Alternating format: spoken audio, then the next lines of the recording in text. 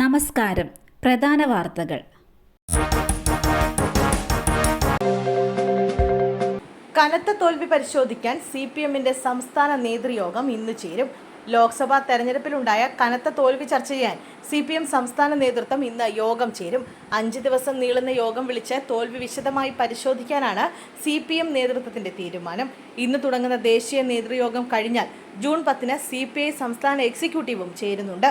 തെരഞ്ഞെടുപ്പ് ഫലം വിലയിരുത്താനാണ് CPI സംസ്ഥാന എക്സിക്യൂട്ടീവ് ചേരുന്നത്.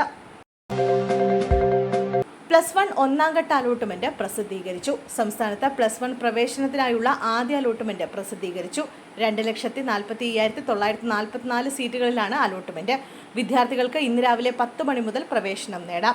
7-ാം തീയതി വൈകിട്ട് 5 വരെയാണ് ഒന്നാംഘട്ട ലിസ്റ്റ് അനുസരിച്ചുള്ള പ്രവേശനം നേടാൻ സാധിക്കുന്നത്. വടകരയിൽ വീണ്ടും ബോംബാക്രമണം. വടകര തിരുവള്ളുവർ CPM പ്രവർത്തകനായ കൊടക്കാട്ട് കുഞ്ഞിക്കണ്ണന്റെ വീടിന് നേരെയാണ് ബോംബേറുണ്ടായത്. ബൈക്കിലെത്തിയ 2 പേർ സ്ഫോടക വസ്തു എറിയുകയായിരുന്നു. ഇന്നലെ രാത്രിയോടെയായിരുന്നു സംഭവം. പോലീസ് സ്ഥലത്തെത്തി അന്വേഷണം ആരംഭിച്ചു.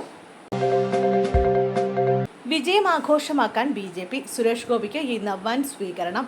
തൃശൂർ ലോക്സഭാ മണ്ഡലത്തിലെ ചരിത്ര വിജയം ആഘോഷമാക്കാൻ ഒരുങ്ങുകയാണ് BJP. ഇതിന്റെ ഭാഗമായി സുരേഷ് ഗോപിക്ക് ഇന്ന് തൃശൂരിൽ വൻ സ്വീകരണം നൽകും. 1,00,000 BJP പ്രവർത്തകർ അണിനിരക്കുന്ന സ്വീകരണമാണ് തൃശൂരിൽ ഒരുക്കിയിട്ടുള്ളത്. ഉച്ചകഴിഞ്ഞ് നെടുമ്പാശ്ശേരിയിൽ നിന്ന് കാർ റാലിയായി എത്തിയ ശേഷം തൃശൂർ സ്വരാജ് റൗണ്ടിൽ സുരേഷ് ഗോപിയെ 1,00,000 പ്രവർത്തകർ സ്വീകരിക്കും.